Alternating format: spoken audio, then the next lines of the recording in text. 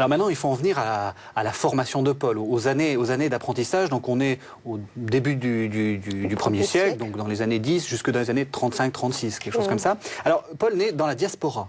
Qu'est-ce que ça veut dire? Alors c'est quelque chose, effectivement, c'est un milieu spécifique, comme l'est aujourd'hui d'ailleurs la diaspora juive.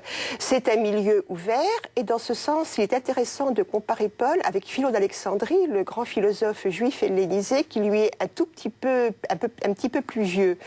C'est-à-dire, c'est un milieu ouvert de gens qui ont intégré le sens de l'État antique, de gens qui ont intégré la place à tenir dans le milieu, dans la cité, et des gens naturellement polyglottes et biculturels. Oui, parce que la diaspora, c'est le fait de vivre hors de Jérusalem, enfin, Jérusalem de vivre dans une cité grecque et de sa région. Je crois que c'est ça, de vivre dans un milieu étranger. Et donc on est obligé de vivre avec. Mais on est toujours provoqué dans sa foi. Oui.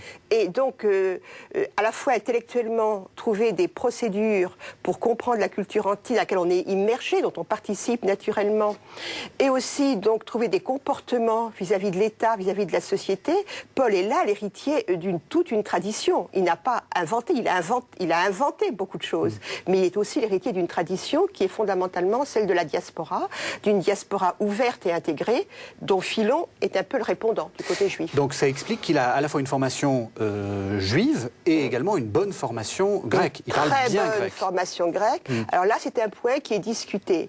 Est-ce qu'il a la totalité de l'éducation grecque, qui allait jusqu'à 20 ans, un peu comme de nos jours, rhétorique et philosophique, ça allait jusqu'à 20 ans, et est-ce qu'il est venu à Jérusalem suivre la formation pharisienne à ce moment-là? D'autres pensent qu'il est venu plus tôt, dès 12 ans à peu près à Jérusalem, et que sa formation grecque est incomplète. Moi, je suis de ceux qui pensent qu'il a une formation grecque complète et qu'il a aussi, il ne faut pas l'oublier, une formation romaine.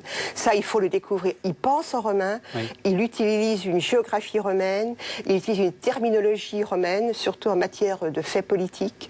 Donc, il est triculturel. Alors, ça veut dire quoi, romain? Parce qu'il parle en grec, donc il ne parle pas latin. Ah si, si. Ah, vous pensez? Ah oui.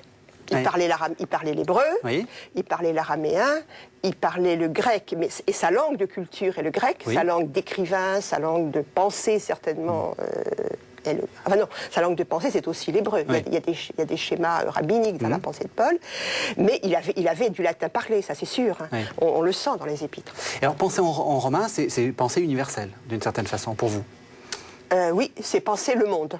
Ce n'est plus penser seulement la cité.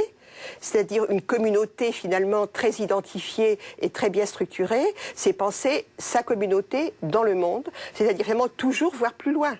Et l'élan missionnaire, qui est aussi celui par exemple des pharisiens, milieu dont est issu Paul, tient de cette modification du monde. Alors, vous avez le fait d'aller au-delà des limites. Donc vous avez dit, il a une formation grecque complète et il a aussi, oui. Et rhétorique, philosophique. Ça se sent d'ailleurs dans la façon d'écrire. Mais vous dites, il fait une formation à Jérusalem. Alors qu'est-ce qu'il fait à Jérusalem? Ah, il l'a dit lui-même. Il a suivi l'enseignement des pharisiens qui fonctionnaient comme des écoles, un peu comme les écoles de philosophes grecs. Il n'y avait pas une différence très grande, c'est-à-dire un maître et des disciples. Et une formation, donc, par récitation, par lecture, par récitation. Donc, ce qu'il a gardé du milieu pharisien, c'était déjà toute une théologie qui se développait, la résurrection, par exemple, l'attente du Messie, et ce qu'on oublie également, une forme de pastorale. Les pharisiens, il ne faut pas les limiter à leur vision de sépulcres blanchis dans les évangiles. Ce sont des gens qui ont pris conscience de l'apostolat de proximité. C'est ce qu'ils font dans les synagogues. Ils vont au peuple. Donc cette démarche-là de Paul aussi, il peut l'avoir, avoir été initié, l'avoir découverte dans sa formation pharisienne. Alors il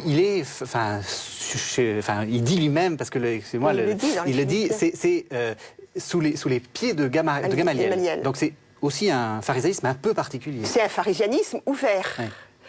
C'est celui qui devait rassembler avec prédilection les jeunes juifs de la diaspora, puisque il pensait le judaïsme, Gamaliel, dans l'intégration. On vivait dans une société et un État qui ne partageaient pas la foi des Juifs, gréco-romaine. Il fallait le prendre en compte et faire Alors, la question du prosélytisme discute un peu, mais il fallait au moins aller vers ce que Paul appelle, c'est très joli, je trouve, ceux de l'extérieur. Dans l'épître aux Corinthiens, il prend toujours en compte ceux de l'extérieur. Alors, dernière question, est-ce que c'est fréquent, des gens comme Paul? Tout à fait. Ça remonte au Siracide, à la sagesse de Ben Sirac, dès les années 180. Donc il y a toute une tradition du judaïsme qui va dans ce sens.